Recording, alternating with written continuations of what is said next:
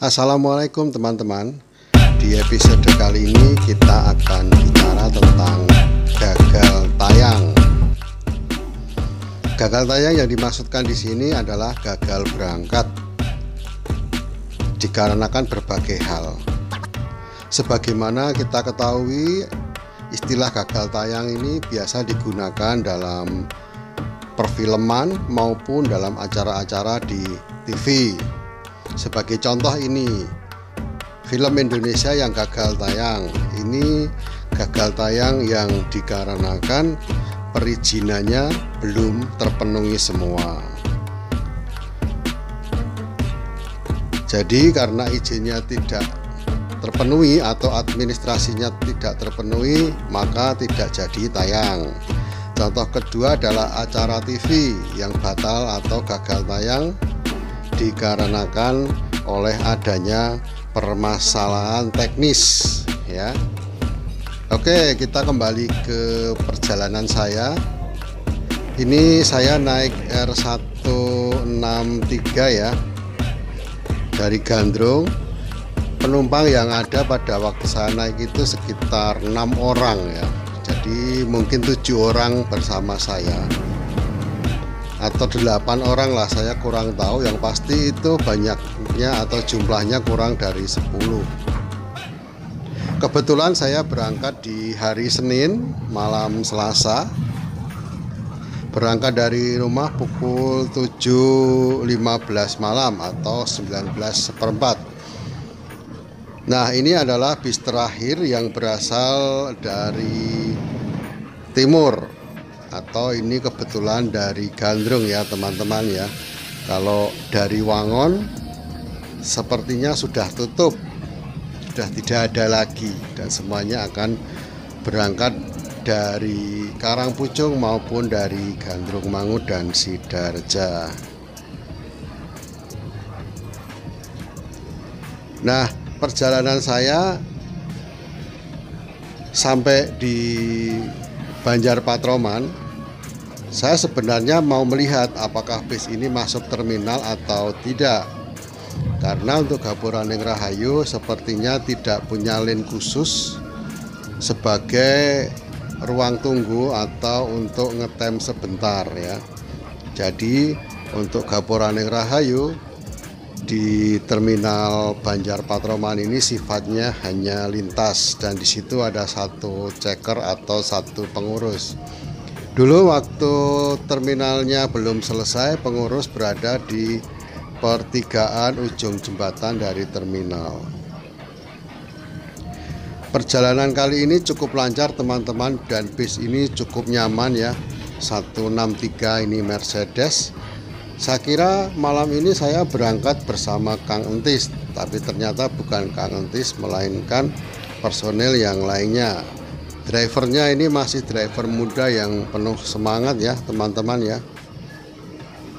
Saya juga nggak sempat menanyakan siapa namanya dan bagaimana ya, karena posisi saya ada di bangku baris kedua. Nah, ini kita akan memasuki area persimpangan terminal. Lalu lintas tiba-tiba cukup padat, dan untuk ke bagian selatan atau di sisi kiri ini penuh oleh mobil antrian. Dan ternyata ketika lampu hijau menyala, R163 ini terus melaju ke arah Ciamis tanpa berbelok ke arah terminal Banjar Patroman. Di seberang kita itu ada bis Budiman Tasik Solo yang berangkat dari Tasik, itu pun harus masuk ke dalam terminal Banjar Patroman. Nah, di depan kita ini ada R144 yang tiba-tiba saja menunggu di area Karangkamulyan. Awalnya saya kira bis ini akan memindahkan penumpang atau memindahkan bagasi ke R163. Ternyata setelah saya intip dari spion, yang terjadi adalah sebaliknya. bagasi dari 163 dipindahkan ke 144. Saya berpikiran positif, oh ini mungkin para personel mau berbagi nih, karena bagasinya banyak, ya sudah kita bagi biar merata kesejahteraannya. Itu pikiran saya yang pertama. Setelah itu saya tidak kepikiran lagi dan menikmati perjalanan. 163 ini terus berusaha untuk selalu mepet dengan R144 agar bisa saling mendahului kendaraan-kendaraan yang lain. Jadi bisa yang depan bisa memandu bis yang belakang. Tapi ternyata karena jalannya penuh tikungan, maka untuk menyalip dan mengikuti di belakang R144 tidak mungkin.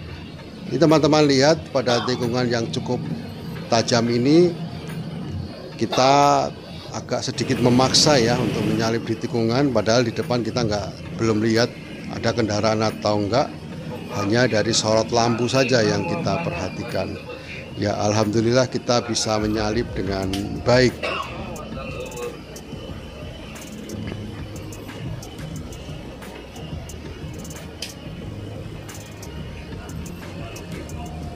Jalanan cukup lengang teman-teman ya, sampai di Pul Gapura Rahayu di Ciamis.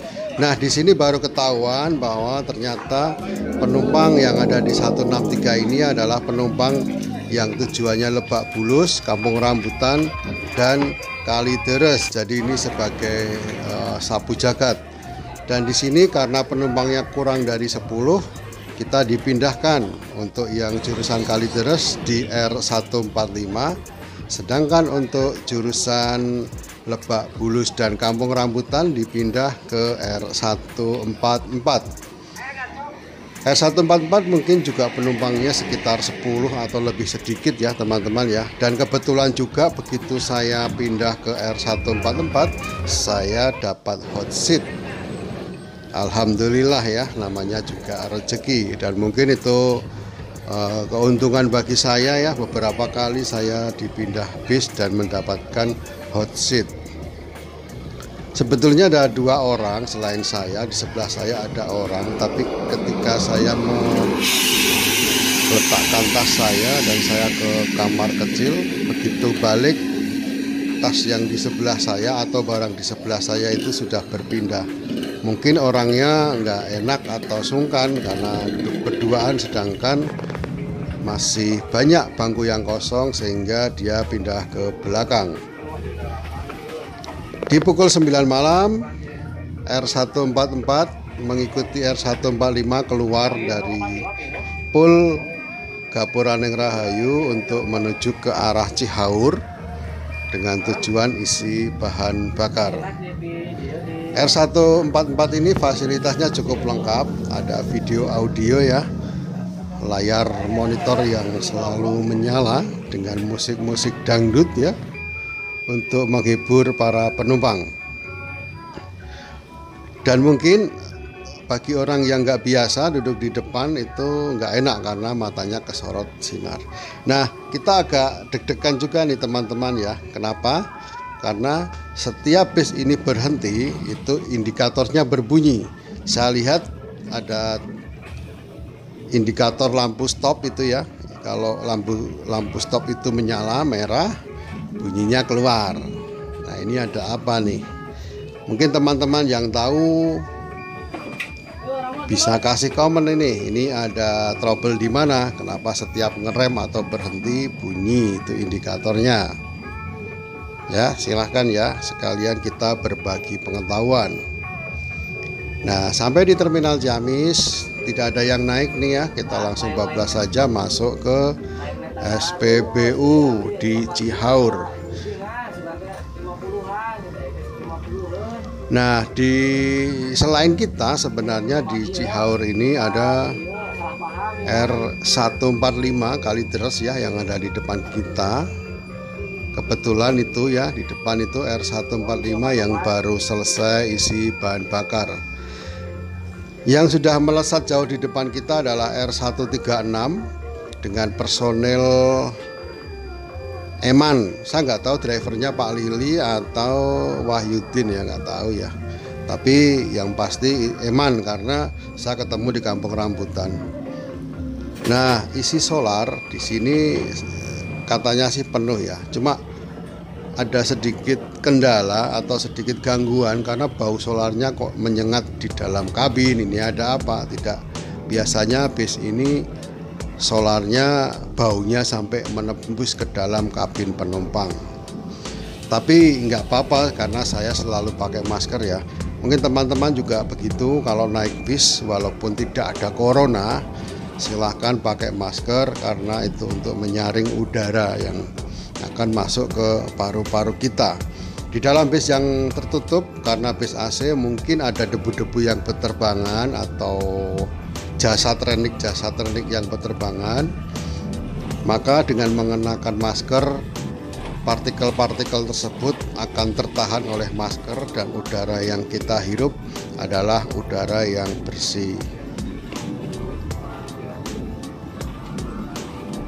Kita melaju menuju arah Jakarta dengan jalanan yang cukup kosong teman-teman.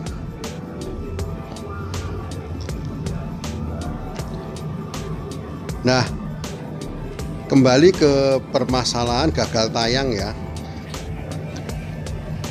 Banyak di antara kita mungkin tahu atau mungkin menyimpan nomor-nomor dari personel ya yang suka update status keberangkatan seperti saya ya, yang suka lihat update status untuk melihat apakah bis yang akan saya pesan untuk naik ini akan jalan atau enggak.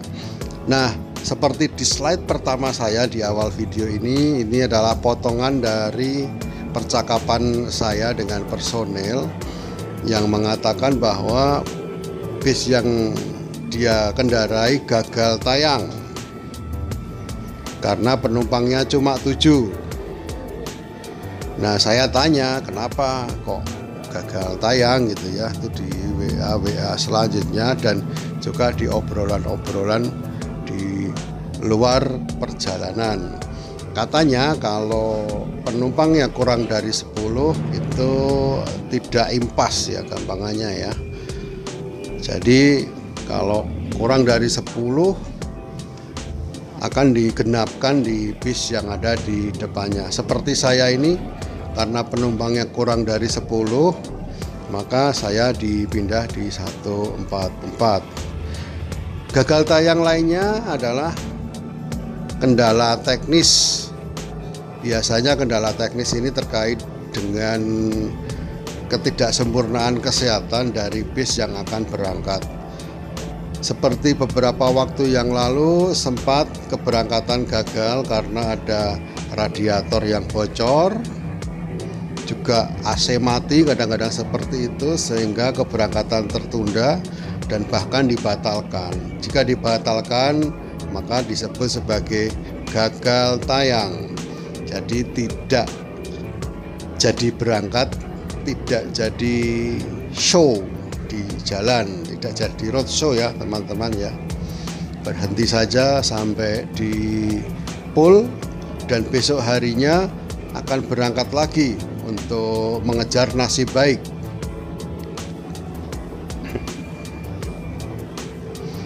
Di Lingkar Gentong teman-teman jalanan sangat sepi dan bis ini melaju dengan tenang saja.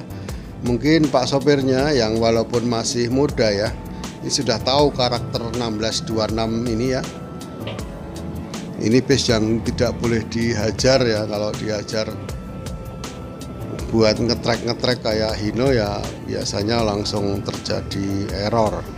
Seperti beberapa waktu yang lalu yang saya alami ketika berangkat ke Jakarta, yang ada di postingan YouTube saya sebelumnya, bis dihajar untuk kecepatan tinggi dan tiba-tiba mesin mati pas ada di jalur tengah tol. Itu sangat berbahaya.